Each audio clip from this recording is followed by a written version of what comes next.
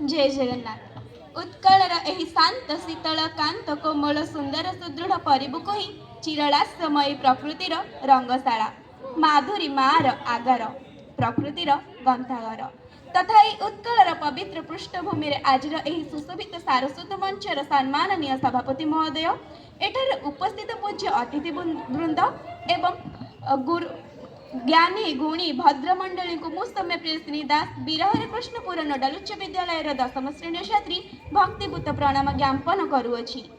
आज सभा अनुष्ठित होबार कारण कौन कहीं आम ये एकजुट होइछे उत्तर आज हे नेताजी सुभाष चंद्र बोस जन्म दिवस जी कि उत्कल माता को यह भारत भूमि को स्वाधीनता आने ढाली निजर असंख्य लुह एवं लहू 1897 मसीहा जानुरी मास 23 तारिख में जन्मग्रहण करते महान व्यक्तित्व जहाँकर डाकरा थिला तुम्हें मते रक्त दियो मु तुमको स्वाधीनता देवी। यही भारत माता को स्वाधीनता देवाई ए भारत मातार ओठरे हस्त फुटाइबाई ताकर असीम त्याग असीम बलिदान रही जहाँ केबे मध्य ओडिया जाति ए भारत जाति भूली पारिब नाही।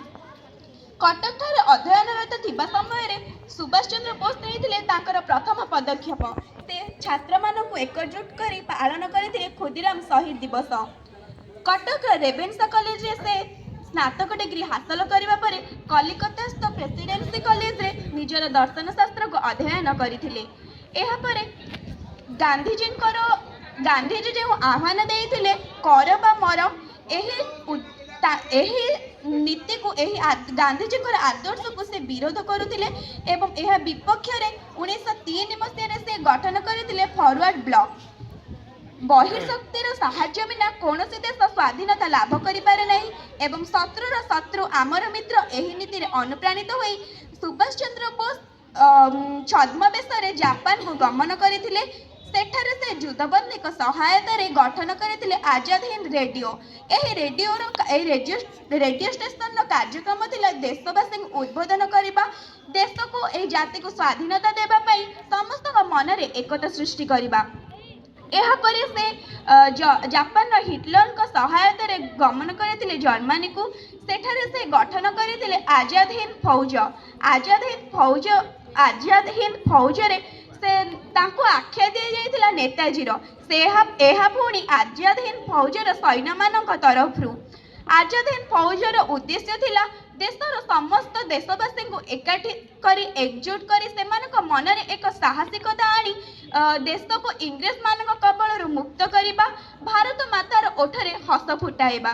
शेष में 1945 मसीहा अगस्ट मास 18 तारिख में जापान जर्मनी फर्मोजार टोकियो को विमान साहाय्य यात्रा करुवा समय घटी एक भयंकर हत्याकांड।